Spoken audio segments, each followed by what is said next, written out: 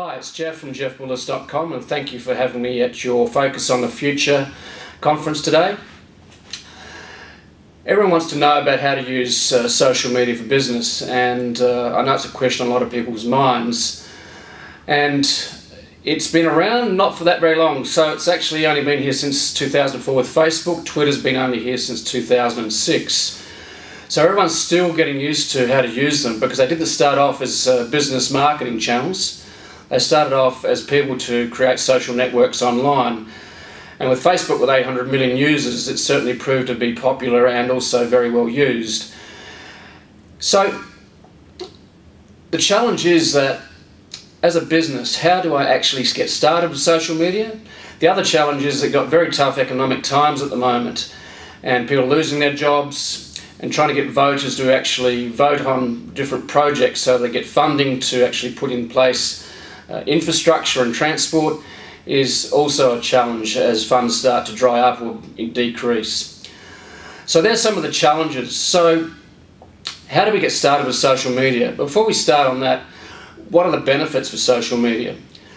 Well, the benefits are that it gives you leverage. It's very powerful from a multiplier point of view. You share it with many people on Facebook. You can share it with many people on Twitter. They can share it to all their friends as well. So it creates an exponential effect. And if you're lucky, it can go viral. But that doesn't happen very often. So you really have to earn your right, or earn the message to be spread on Facebook and Twitter. So the other benefits are that it can position you as an expert by people talking about you, and that gives you credibility. So, okay, how do we get started? Well, there's really the approach you need to look at is what I call the creation of content and publishing. That's your foundation. And that foundation is no different really to traditional media.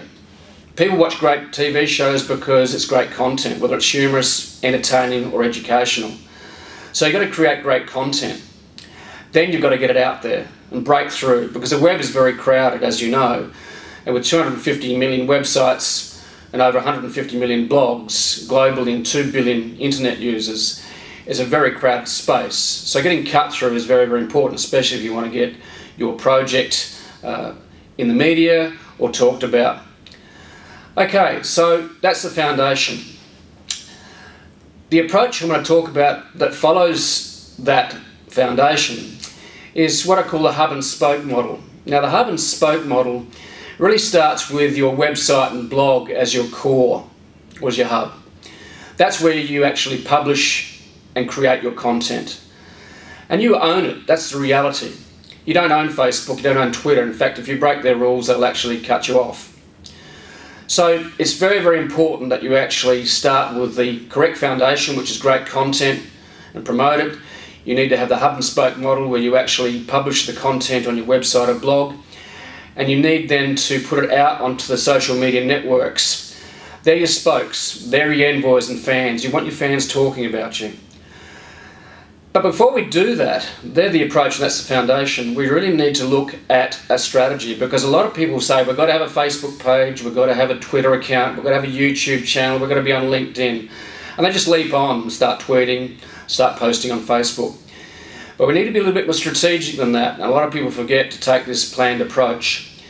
So you need to create and implement a strategy. And there's really 8 steps to that are important. Number 1, you need to have commitment and resources. You need to have management behind you.